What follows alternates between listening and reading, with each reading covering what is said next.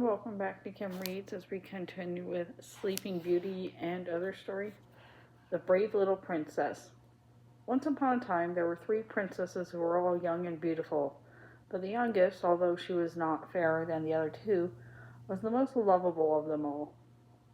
About a half-mile from the palace in which they lived stood a castle, which was uninhabited and almost a ruin, but the garden which surrounded it was a mass of blooming flowers, and in this garden the youngest princess often used to walk.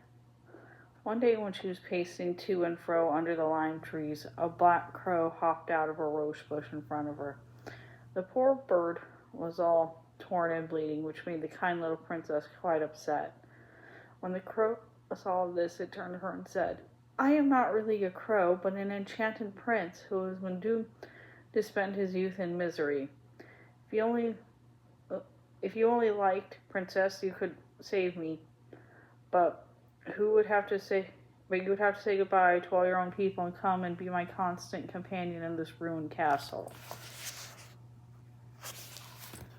There was one habitable room in it in which there is a golden bed. Then you'll have to live by yourself, and don't forget that whenever you see or hear in the night, you must not scream out, for if you give as much as a single cry, my suffering will be doubled.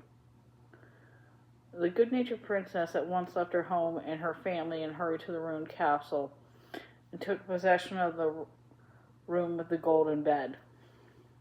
When night approached, she lay down, but though she shut her eyes, sleep would not come. At midnight, she heard her great horse something coming along the passage, and a minute door was flung open, and out came a troop of strange beings entered the room. Then at once she proceeded to light the fire in the huge fireplace. Then they had a great cauldron of boiling water on it. When they had done this, they approached the bed on which the trembling girl lay, screaming and yelling all the time. They dragged her towards the cauldron. She nearly died with fright, but she never uttered a sound. When all of a sudden the cock crowed, all the evil spirits vanished. At the same moment, the crow appeared and hopped all around the room with joy. It thanked the princess most heartily for her goodness, said the sufferings had greatly been lessened. Now, one of the prince's older sisters, who was very inquisitive, had found out everything and went to pay her younger sister a visit in the ruined castle. She implored her urgently to let her spend the night with her in the golden bed. That last the good natured little princess consented.